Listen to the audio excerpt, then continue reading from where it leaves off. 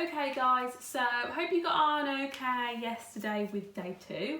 So today you are going to be still looking at decimals, but you are going to be doing a bit more of ordering and comparing, okay? So this is something that is not brand new to us. We are working really hard at this and we're getting very, very good, especially in our clip practice. So just going to have a look at a couple of examples of questions that you've got on your sheet today. So these examples will help you tackle your work, okay? So the first one is circle the largest number.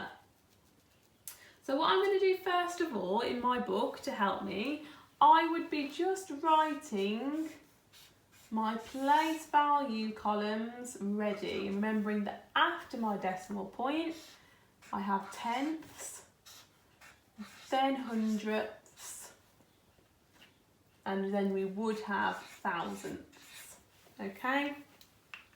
And I'm going to, the first tactic, and I hope you remembered, the first thing I'm going to do is look at my numbers and I'm going to make sure that my numbers all have the same amount of decimal places. So what I mean by that is, how many numbers does it have after the decimal point?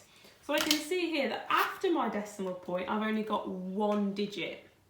But after my decimal point here, I've got 2 digits, okay? Now to make this easier for me, this is what we tell everyone to do with decimals, especially when you're ordering and comparing, is make sure they have the same number of digits after the decimal point.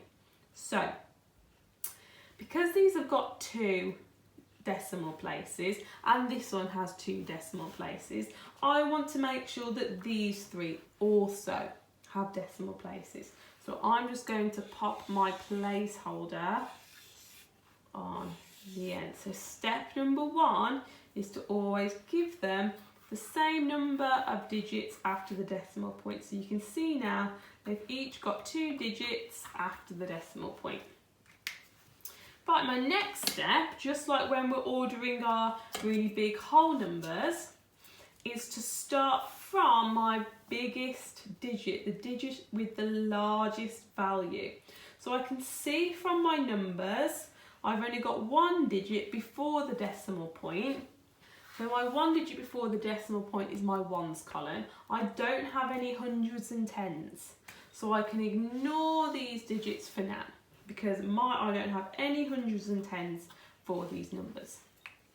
So, just like when you're ordering numbers that are in the thousands, you start from the left, you start from the biggest digit. So, if I'm looking for the largest number, I want to see which number has the highest digit in its ones column. So this has got 0, another 0, we've got a 1, and then these 2 numbers have a 3. So I know that these 2 numbers are the top 2 biggest, but they've both got a 3 in the ones column. So what I need to do now, if they've got the same digit in the ones column, is, as you know, I need to go to the next column. So now I'm looking at my tenths. Well, they've both got no tenths, so I still can't figure out which one's the biggest. So I need to go to my hundredths column and see who's got the most hundredths, which is this number, 3.03. That has 3 hundredths, 3.00 has none, so this must be my biggest number, okay? Same for if I'm looking for the smallest digit, so I've done the largest in green. Let's find our smallest digit in orange. So instead of looking for the number with the largest amount of ones, I now want the lowest amount of ones. So I know it's not these 2 numbers because they've got 3, they were very high. So I've got 0, 1 and 0. So I can cross this one out because I'm not using it. And I'm going to cross this one out because I'm looking for the lowest. These 2 have got 0 and this has got 1. So I'm going to cross that one out as well. I don't want that one. Right, so these two have the same amount of ones.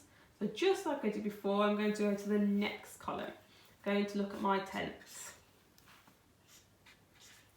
Right, they both have 3/10. So I need to go to my next column, which as you know is my hundredths. So this one has no hundredths and this one has 300ths. So if I want to pick the number that's got the that is the lowest, I want the one that's no hundredths.